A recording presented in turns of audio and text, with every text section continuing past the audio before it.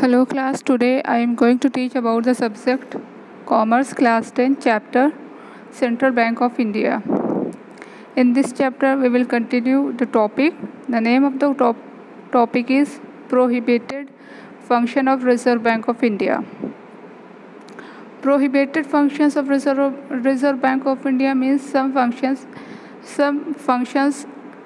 which cannot perform by Reserve Bank of India. This means that Central Bank of India, that is Reserve Bank of India, cannot do the following function. These are given in below. Certain restriction has been imposed on the Reserve Bank of India for being the Central Bank of India. There are two reasons for imposing this restriction. First, Reserve Bank of India, being a Central Bank of India, should not compensate with the member bank, and second, Reserve Bank of India should keep its asset in liquid form. Following restrictions are imposed in Reserve Bank of India are as follows. It means that Reserve Bank of India जो है वो दो तरह के functions नहीं कर सकती. उस पर बहुत सारे फंक्शन हैं जो रिस्ट्रिक्शन है, मगर दो कॉमन है जो मेन है. पहली चीज़ ये कि रिज़र्व बैंक ऑफ इंडिया एक सेंट्रल बैंक है, तो वो दूसरे जो बैंक के साथ कंपनसेट नहीं कर सकती है. इसीलिए क्या कहा गया, reserve Bank of India being a central bank of India should not compensate with the member bank. अपने मेंबर बैंक के साथ कोई भी कंपनसेट नहीं करना होता है. दूसरी चीज़, जितनी भी एसेट के फॉर्म में उसके पास रिजर्व बैंक ऑफ इंडिया के पास जो भी होगा वो लिक्विड फॉर्म में होगा. वर्ड आ रहा है लिक्विड. आप लोगों के माइंड में आएगा लिक्विड क्या होता है. लिक्विड मीन्स कैश के फॉर्म में होगी. जितना भी पैसा या कोई भी एसेट के नाम पर उसके पास सामान है वो किस फॉर्म में होगा, लिक्विड. इसीलिए अभी हम लोगों ने लास्ट वीडियो में ये पढ़ा कि सेंट्रल बैंक जब किसी को लोन बोरो करती है या किसी से लोन लेती है, रिसीव करती है, तो उस कंडीशन में उसका जो टाइम लिमिट होती है वो बहुत ही शॉर्ट ड्यूरेशन के लिए होती है. 90 डेज़ मैक्सिमम होता है, 30 डेज़, 15 डेज़, तो ये इसकी लिमिट होती है. इसी 30, 90 डेज़ के 60 डेज़ के अंदर ही उसको क्या करना होता है कि अपना ट्रांजैक्शन कंप्लीट करना होता है. तो इसीलिए यहाँ पे ये बोला गया रिजर्व बैंक ऑफ इंडिया का जो एसेट होती है वो किस फॉर्म में होती है, लिक्विड फॉर्म में. और रिस्ट्रिक्शन क्या है ये हम बता रहे हैं. पहला पॉइंट है, Reserve Bank of India can not participate in any business, trade, industries और nor can it extend financial help directly to such bank. तो रिज़र्व बैंक ऑफ इंडिया जो है वो कभी भी पार्टिसिपेट नहीं कर सकती, किसी भी बिज़नेस का एक मेंबर नहीं बन सकती, पार्टनरशिप नहीं कर सकती है, और ना ही किसी भी बिज़नेस के साथ डायरेक्टली रिलेट कर सकती है. इसका मतलब ये है कि कोई भी कमर्शियल मैन है, बिजनेस मैन है, वो बहुत ही ब्रॉड लेवल पर बिज़नेस कर रहा है तो उस कंडीशन में रिज़र्व बैंक ऑफ इंडिया उसका एक पार्टनर नहीं बन सकती है, ना ही उसके साथ बिजनेस मिलके कर सकती है. क्यों? क्योंकि रिज़र्व बैंक ऑफ इंडिया जो है वो वर्क करती है कंट्री के वेलफेयर के लिए, कोई बिजनेस, कोई प्रॉफिट अर्निंग के लिए नहीं करती. तो यही एक रीज़न है कि वो किसी के साथ पार्टिसिपेट नहीं कर सकती. बल्कि अगर किसी भी बिजनेसमैन को अगर मनी की नीडेड है तो वो क्या करेगा, हेल्प ले सकता है किससे, रिज़र्व बैंक ऑफ इंडिया के कमर्शियल बैंक से हेल्प लेगा. ये इतने सारे फाइनेंशियल इंस्टीट्यूशंस बनाए गए हैं जो कि स्पेशली इंडस्ट्रीज़ को फाइनेंस प्रोवाइड करते हैं, तो उनसे जा कर के वो हेल्प लेता है. और Reserve Bank of India directly participate नहीं कर सकती. सेकेंड पॉइंट क्या है, Reserve Bank of India can neither buy its own share और nor can it buy share of the others bank and commercial firm. Reserve Bank of India ना ही खुद का शेयर, इसके बारे में बताया था. शेयर्स क्या होते हैं, शेयर्स वो अमाउंट होते हैं जो किसी पर्टिकुलर पर्पस के लिए अलॉट किए जाते हैं. ना ही उस शेयर्स को परचेज कर सकता है, ना ही उस शेयर को सेल कर सकता है, और ना ही दूसरी कोई भी कमर्शियल फर्म है, कोई भी कमर्शियल बिजनेस है, बैंक है, वो उनका भी शेयर नहीं परचेज कर सकता है, ना सेल कर सकता है. जिसको हम लोग लास्ट वीडियो में सिक्योरिटीज़ वर्ड दिए थे. रिज़र्व बैंक ऑफ इंडिया सिर्फ गवर्नमेंट सिक्योरिटीज़ को बाई करती है और गवर्नमेंट सिक्योरिटीज़ को सेल कर सकती है.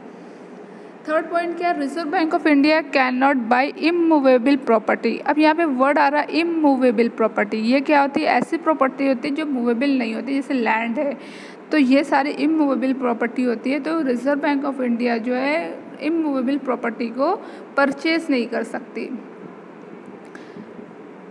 फोर्थ पॉइंट है Reserve Bank of India can not grant loan to any party without proper security. किसी भी पार्टी को कोई भी अगर जो कंडीशन के अंदर आता है, जैसे कि सेंट्रल बैंक है उसको लोन चाहिए तो वो रिजर्व बैंक ऑफ इंडिया से लोन ले सकती है। तो बहुत सारे ऐसे हैं जिसको Reserve Bank of India loan दे सकती है, तो बिना किसी प्रॉपर सिक्योरिटीज़ के साथ Reserve Bank of India loan को ग्रांट नहीं करती। फिफ्थ पॉइंट है Reserve Bank of India can not give interest to its depositor in their deposit. और रिजर्व बैंक ऑफ इंडिया किसी भी डिपॉजिटर को जो भी पैसा डिपॉजिट करते हैं कहाँ, रिजर्व बैंक ऑफ इंडिया में, उनको इंटरेस्ट नहीं प्रोवाइड करती, बल्कि अगर हम कमर्शियल बैंक में देखें, हम लोग जहाँ पैसा डिपॉजिट करते हैं वहाँ हमको इंटरेस्ट रिसीव होता है। और रिजर्व बैंक ऑफ इंडिया में उन्हीं का अकाउंट हो सकता है जो कि सेंट्रल बैंक ऑफ इंडिया है या सारे स्टेट के जो गवर्नमेंट है वो वहाँ पे जा कर के अपना अकाउंट ओपन कर सकते हैं। तो सिर्फ उन्हीं के पास एक राइट होता है कि वो बोरो कर सकते हैं, वो डिपॉजिट कर सकते हैं अपने पैसा कहाँ, आरबीआई में। बट आरबीआई जो है उनको इस पर उनके डिपॉजिट अमाउंट पर इंटरेस्ट नहीं प्रोवाइड करेगी। अब यहाँ पे एक और टॉपिक है जो कि बहुत ही इंपॉर्टेंट है, ये भी relation between reserve Bank of India and other bank. तो हमारा रिजर्व बैंक ऑफ इंडिया और दूसरा अदर बैंक से क्या रिलेशन है, तो इस चीज़ को दो कैटेगरीज में डिवाइड किया गया। एक शेड्यूल बैंक बोला गया है, दूसरा नॉन शेड्यूल बैंक बोला गया। वर्ड से अभी आप लोग ने ये वर्ड नहीं सुना होगा, शेड्यूल बैंक क्या होता है, नॉन शेड्यूल बैंक क्या होता है, तो इसको अभी पूरा एक अच्छे समझाते हैं। पहली चीज़ ये समझ लीजिए कि कोई भी इसमें पब्लिक और प्राइवेट की बात नहीं हुई है कि शेड्यूल बैंक प्राइवेट होता है या नॉन शेड्यूल बैंक प्राइवेट नहीं होता है। यहाँ पे शेड्यूल और नॉन शेड्यूल से नेशनलाइज और नॉन नेशनलाइज से है। इसका मतलब जो शेड्यूल बैंक होते हैं वो नेशनलाइज बैंक होते हैं और नॉन शेड्यूल बैंक वो नेशनलाइज नहीं होते। जो नेशनलाइज होते हैं शेड्यूल बैंक उनके लिए अलग कैटेगरी, अलग कंडीशन है रिजर्व बैंक ऑफ इंडिया। सबसे पहली चीज़, जो शेड्यूल बैंक है वो रजिस्टर्ड होना चाहिए किसके अंदर, second schedule list of Reserve Bank of India. Reserve Bank of India की एक सेकेंड शेड्यूल लिस्ट होती है, उसमें सारे जितने शेड्यूल बैंक होते हैं उनको रजिस्टर होना मस्ट है। दूसरा, जो रजिस्टर हो जाता है तो उसकी कंडीशन क्या है, वही शेड्यूल बैंक रजिस्टर हो सकते हैं जिनकी, इसमें क्वेश्चन लिखा हुआ है, दिया गया पॉइंट है, it's paid up capital and reserve should not be less than 5 lakh. जिनकी पेड अप और रिजर्व 5 लाख से कम नहीं होना चाहिए, इसका मतलब 5 लाख से ज़्यादा होना चाहिए। अब यहाँ पे वर्ड आ रहा है पेड अप क्या होता है या रिजर्व क्या होता है। पेड अप कौन सा अमाउंट होता है, पेड अप जैसे अभी एक एग्जाम्पल समझाते हैं। एक वर्ड होता है एथराइज। एथराइज क्या होता है, ये ऑल ओवर मनी होती है और उसमें से कितना पेड अप हुआ है इसको कहा गया है पेड अप कैपिटल। तो पेड अप कैपिटल उस रिजर्व बैंक ऑफ इंडिया की कितनी होनी चाहिए, 5 लाख से मोर देन होना चाहिए। Second point, it's policy should not contrary to the interest of the depositor. और ये भी है जो भी इसकी पॉलिसी हो वो हमारे जो डिपॉजिटर हैं उनके इंटरेस्ट को अफेक्ट ना करे। तीसरी यहाँ पे 2 कंडीशन ये है, इस 2 कंडीशन को फुलफ़िल करना होता है। जो इन दोनों कंडीशन को फुलफ़िल कर लेता है वो शेड्यूल बैंक बन जाएगा, वो जा कर के second schedule list of the Reserve Bank of India 1935 में रजिस्टर हो जाता है। The schedule bank have been included in the second schedule of Reserve Bank of India act. जो हमारे Reserve Bank of India act 1935 बनी है उसमें क्या होना होता है, सेकेंड लिस्ट में इंक्लूडेड होता है। इंक्लूडेड मीन्स रजिस्टर्ड होता है। These banks have to deposit 5% of their demand and 2% of their time of liquidity with the Reserve Bank of India. Schedule bank का क्या राइट होता है कि वो जो है, अब कोई भी बैंक अगर शेड्यूल बैंक बन गया, अगर वो रजिस्टर्ड हो गई हमारे रिजर्व बैंक ऑफ इंडिया में, तो रिजर्व बैंक ऑफ इंडिया के गाइडलाइन को फॉलो करना है। अब रिजर्व बैंक ऑफ इंडिया ने क्या कहा, शेड्यूल बैंक के अंदर जो भी शेड्यूल बैंक होगा उसको 5% ऑफ देयर डिमांड, जो भी उसकी डिमांड होगी उसके 5% उसको डिपॉजिट करना पड़ेगा कहाँ, रिजर्व बैंक ऑफ इंडिया के साथ, plus 2% of the time of liquidity के टाइम पर। इट मीन्स दैट लिक्विड के फॉर्म में 2% वो रिजर्व बैंक ऑफ इंडिया के पास डिपॉजिट करना होता है। Schedule bank have to keep a certain fix portion of the depositor in form of cash reserve with the Reserve Bank of India. Schedule bank जो है, जितने भी शेड्यूल्स बैंक, अब schedule bank होते कौन कौन से, जैसे Allahabad bank, bank of Baroda, bank of Maharashtra, ये सारे क्या है हमारे नेशनल, बैंक ऑफ इंडिया, तो ये और भी बहुत सारे हैं, देना बैंक, ये जितने भी बैंक के नाम हैं और भी बहुत सारे हैं, तो ये सारे नेशनलाइज बैंक है, ये सारे शेड्यूल बैंक है। इनको जितनी भी कंडीशन फॉलो करनी होती है वो कौन कर सकता है, जितनी भी कंडीशन आरबीआई निकालती है इनके रिगार्डिंग, तो ये कंपलसरी है इन सारे बैंकों को, शेड्यूल बैंक को फॉलो करने। सेकेंड इम्पॉर्टेंट थिंग कि जितने भी शेड्यूल बैंक हैं वो कुछ पोर्शन अपने पास एज अ कैश रिजर्व रखते हैं। जितने भी, अगर इलाहाबाद बैंक है या बैंक ऑफ महाराष्ट्र है, बैंक ऑफ बड़ौदा, तो वो अपने पास कैश रिजर्व रखते हैं। कैश रिजर्व का क्या मतलब हुआ कि जब भी कोई भी डिपॉजिटर है, जैसे हम लोग हैं डिपॉजिटर, गए बैंक ऑफ महाराष्ट्र में पैसा डिपॉजिट करें, जैसे ही हमने पैसा डिपॉजिट किया, दूसरा कोई पर्सन आया उसको लोन चाहिए, तो वो शेड्यूल बैंक क्या करेगा, ये बैंक ऑफ महाराष्ट्र क्या करेगा कि हमारे डिपॉजिट का 20% वो अपने पास रख लेगा और जितना भी हमने डिपॉजिट किया है उसका 80% वो उठा करके लोन में रख देगा। तो इसीलिए इसका एक फिक्स डिपॉजिट फिक्स कैश के फॉर्म में उसके पास, लिक्विड के फॉर्म में बैंक के पास होना चाहिए। If any schedule bank does not observe their regulation, Reserve Bank of India is authorised to charge penalty. अगर कोई भी शेड्यूल बैंक है इस चीज़ को फॉलो नहीं करती तो it is a right for Reserve Bank of India to charge penalty interest from it. तो इससे रिलेटेड वो पेनल्टीज चार्ज कर सकती है।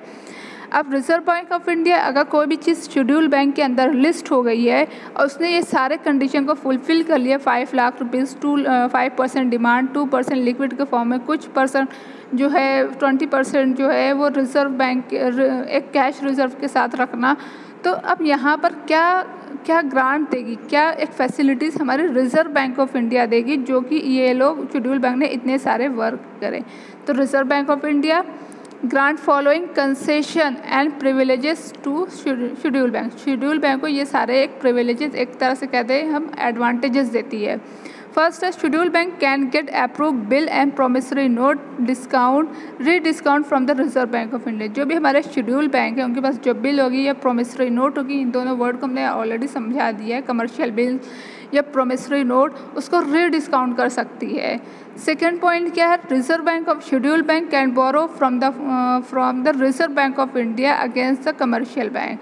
अब शेड्यूल बैंक जो है रिजर्व बैंक ऑफ इंडिया से इस commercial bill, government securities, gold और सिल्वर, इन सारे चीज़ों के बेसिस पर पैसा बोरो कर सकता है। मतलब अगर शेड्यूल बैंक को ज़रूरत पड़ेगी पैसे की तो वो आरबीआई के पास जाएगा, इन्हीं सारी चीज़ों के से वो बिल जो है लोन ले सकता है।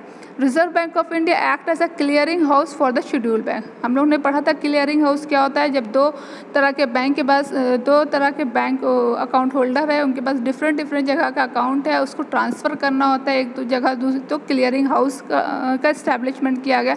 तो Reserve Bank of India work as a clearing house. Fourth point है Reserve Bank of India provide cheap remittance facilities to the schedule bank. तो रिजर्व बैंक ऑफ इंडिया एक रेमिटेंस फैसिलिटीज़ प्रोवाइड करती है। Remittance facilities क्या होता है कि एकदम सेम इसी तरह से हमने अभी बताया क्लियरिंग हाउस, दो अलग अलग फैसिलिटीज़ प्रोवाइड करना है। जैसे कि अब हम एक महाराष्ट्र बैंक के अकाउंट होल्डर हैं और कोई दूसरा पर्सन है वो जो है कहाँ का है, एसबीआई का है। अब इन दोनों को क्या चाहिए कि हमको अपना अमाउंट जो है ट्रांसफ़र करना है, कहाँ अपना चेक ट्रांसफ़र करना है या अपना अमाउंट ट्रांसफ़र करना है आरबीआई के पास, एसबीआई के पास। एसबीआई वाले जो अकाउंट होल्डर है उसको मेरे पास कुछ चीज़ सेंड करना है, कुछ मनी जो है सेंड करना है। तो इस कंडीशन में क्या है कि हम दूसरे बैंक की है, वो दूसरे बैंक का है, तो किस हिसाब से ट्रांजैक्शन होगा, ताकि हर एक ऑर्गेनाइजेशन, हर एक बैंक अपना वर्क बहुत ही प्रॉपरली कर ले। इसी वजह से रिजर्व बैंक ऑफ इंडिया एक रेमिटेंस प्रोवाइड करती है, एक फैसिलिटीज़ प्रोवाइड करती है, एक रेमिटेंस की, एक्सचेंज की वो किसको प्रोवाइड करेगी, शेड्यूल बैंक को। Reserve Bank of India also offer advice and economic aids to the schedule bank at the time of the crisis. जब कोई भी परेशानी आ जाए, क्राइसिस का मतलब कोई भी परेशानी आ जाए बैंक के साथ, तो उस टाइम पर रिजर्व बैंक ऑफ इंडिया क्या ऑफ़र करेगी, एक एडवाइस देगी, कुछ इकोनॉमिक एड्स मतलब फाइनेंशियली हेल्प करेगी किसको, रिजर्व बैंक शेड्यूल बैंक को। अब यहाँ पे वर्ड आता है नॉन शेड्यूल बैंक। क्या होता है नॉन शेड्यूल बैंक? जो कि हमारे Reserve Bank of India act 1935 के सेकंड शेड्यूल में लिस्टेड नहीं है, उनको कहा गया है वो नॉन शेड्यूल बैंक में आते हैं। This bank generally small local bank, जो हमारे बहुत ही लोकल बैंक होते हैं, जैसे हम लोग देखते हैं कोऑपरेटिव बैंक, ये सारे चीज़ बहुत ही लोकल जो बैंक होते हैं उसको इंक्लूड किया गया, जिसकी paid up capital 5 lakh rupees से कम हो। शेड्यूल बैंक की क्या होती है? More than 5 lakh. यहाँ पर क्या है? लेस देन 5 लाख होती है। This bank have to keep a certain proportion of their deposit with the Reserve Bank of India in form of cash reserve. इनके पास कोई भी मतलब ये कोई एक, जैसे कि शेड्यूल बैंक के पास मस्ट होता है कि इतना रिजर्व होना उनके अकाउंट में मस्ट होता है कि हर टाइम उनके पास इतना रिजर्व एक लिक्विड के फॉर्म में, कैश के फॉर्म में रखा रहे।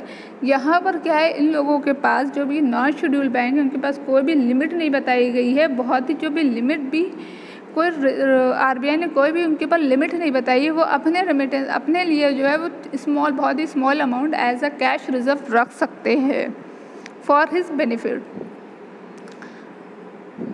The Reserve Bank of India provide all the facility to this bank also with a schedule bank। मतलब इसमें भी रिजर्व बैंक ऑफ इंडिया बहुत सारे फैसिलिटीज़ प्रोवाइड करती है, जैसे कि हमारे शेड्यूल बैंक के साथ प्रोवाइड करती है। मगर ये कहा गया नॉन शेड्यूल बैंक, जो कि second list reserve Bank of India में एक्टेड लिस्टेड नहीं है। सेकेंड चीज़, उनकी paid up capital less than 5 lakh rupees होगी। उनके पास कोई लिमिट नहीं होगा कि वो कैश रिजर्व में कितना अमाउंट रखे। तो I hope you can understand very well about schedule bank, non schedule bank. And second point is a prohibited function of Reserve Bank of India. You have any doubt in any point, you can ask me question, and after that only a small topic left from this chapter. फिर उसके बाद ये chapter पूरा complete हो जाएगा। It is your right to understand about reserve central bank क्या है, bank की क्या कंडीशंस, बैंक की क्या फंक्शन है, इंपॉर्टेंस क्या है, ये सब चीज़ पढ़ना है। रिजर्व बैंक ऑफ इंडिया क्या है, इसके बारे में पढ़ना है आप लोगों को। ये सब बहुत इंपॉर्टेंट चैप्टर होता है, जो कि अभी भी आप इसको पढ़ सकते हैं, अभी भी आपके लिए यूज़फुल है। एक कॉमन नॉलेज के लिए बहुत ज़्यादा यूज़फुल है, क्योंकि ये हमारे डे टू डे लाइफ से कनेक्टेड है। हम लोग बैंक जाते हैं तो हमें पूरी नॉलेज होना चाहिए कि कौन सा बैंक शेड्यूल में आता है, कौन सा बैंक नहीं शेड्यूल में आता है, किस बैंक के पास क्या फैसिलिटीज़ है, कौन नेशनलाइज में आएगा, कौन नॉन नेशनलाइज में आएगा। तो ये सारी चीज़ की नॉलेज एक common as a person, as a general person जिसके पास जो एक कॉमर्स साइड का नहीं भी है, वो भी इस चीज़ की नॉलेज रखता है कि कौन सा बैंक नेशनलाइज में आता है, कौन सा नहीं आता। तो you should know about for your self कि इसके लिए आप लोग बहुत अच्छे से जानें कि शेड्यूल बैंक कौन, नॉन शेड्यूल बैंक क्या है, आरबीआई कौन से काम कर सकते हैं, कौन से काम नहीं कर सकता आरबीआई। इसके बाद एक चैप्टर और है, हम लोग पढ़ेंगे कमर्शियल बैंक। फिर हमारा बैंक वाला पोर्शन जो है वो कंप्लीट हो जाएगा। You have any doubt, you can ask me question. Thank you.